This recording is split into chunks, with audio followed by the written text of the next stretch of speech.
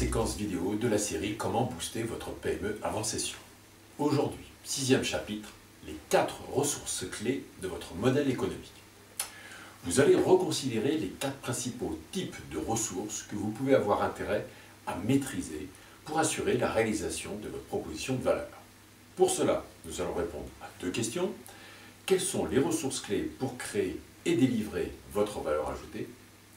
Et deuxièmement, ces ressources clés doivent-elles appartenir à votre PME ou pouvez-vous les louer ou en disposer grâce à des partenariats stratégiques?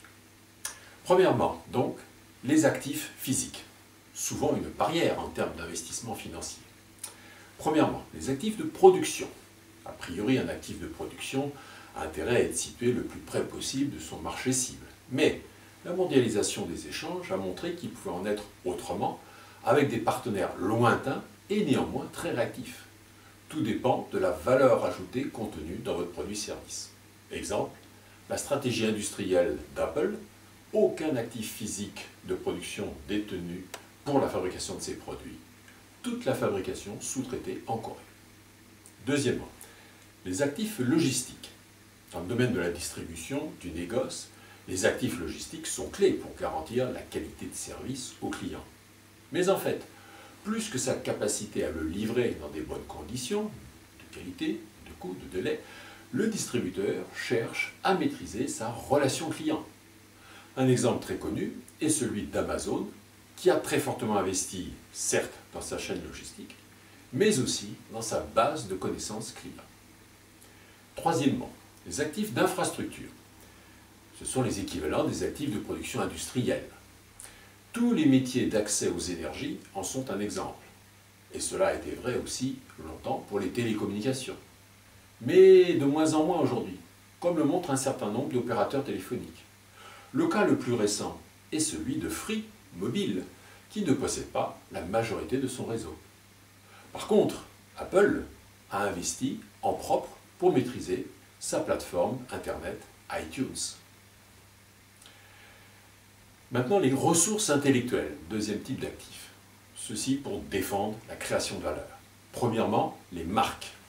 La marque et ses attributs, dessins, logos, est porteuse de valeurs qui sous-tendent votre proposition. Souvenez-vous de l'importance des satisfactions que votre client attend de votre proposition en termes d'image, d'identification. Donc les marques donnent lieu à des procédures de dépôt et d'enregistrement sur un plan juridique. Elles font partie des actifs comptables et ces propriétés intellectuelles se déclinent sur un plan géographique. De multiples exemples mondialement connus concernent l'équipement de la personne et se retrouvent aussi bien dans le domaine du sport, de la mode que des parfums. Deuxièmement, les créations artistiques. Univers des dessins, modèles pour la mode, la décoration, la publicité. La haute couture s'attache des noms de créateurs. Il en est de même des créations dans l'univers culturel. Les maisons de disques, les chaînes de cinéma, de télé passent des contrats avec ces artistes. Cette capacité à s'attacher temporairement, sous contrat, de grandes signatures est une ressource capitale pour les activités de cet univers. Troisièmement, les savoirs protégés. Déjà, les brevets, ce sont des titres de propriété industrielle d'une invention, un produit, un dispositif, un processus, qui octroie à son propriétaire le droit d'interdire son exploitation par un tiers, et ceci pendant une certaine durée et pour une zone géographique donnée. Les droits d'auteur sont l'équivalent pour les œuvres intellectuelles. Des licences d'utilisation sont alors utilisées pour pouvoir disposer de ce capital. Troisièmement, les ressources humaines, à la source de la création de valeur pour le client. Premièrement, créativité et matière grise. Toutes les activités qui nécessitent une part importante de recherche et développement ont besoin de recruter des potentiels humains de haut niveau. Cela vaut aussi pour l'optimisation des performances opérationnelles où la rigueur des méthodes de travail prime. Exemple, la méthode d'excellence opérationnelle Lean Six Sigma. Deuxièmement, le relationnel commercial. Il n'y a pas que les ressources techniques à maîtriser pour votre proposition de valeur.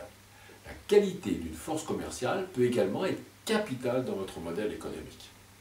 Cela a longtemps été le cas pour la vente à domicile de produits et de services, l'électroménager, l'assurance.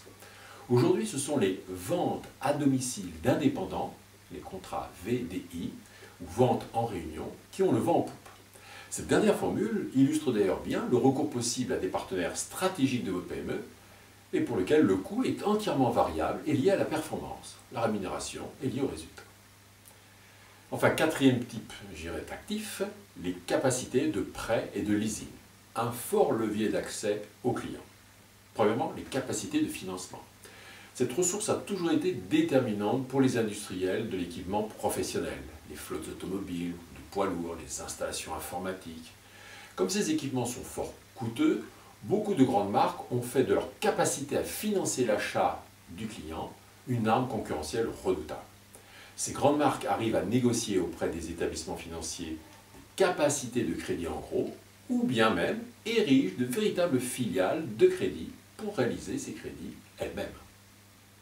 Au total, cela est souvent devenu pour ces groupes l'une des principales sources de rentabilité après la prévente. Et enfin, deuxièmement, les garanties, les sécurités sur des actifs réalisables. C'est en particulier le propre du secteur financier et de l'assurance qui, pour des raisons réglementaires, doit détenir des fonds propres importants afin de garantir leur solvabilité et pouvoir pratiquer l'activité de crédit ou d'assurance.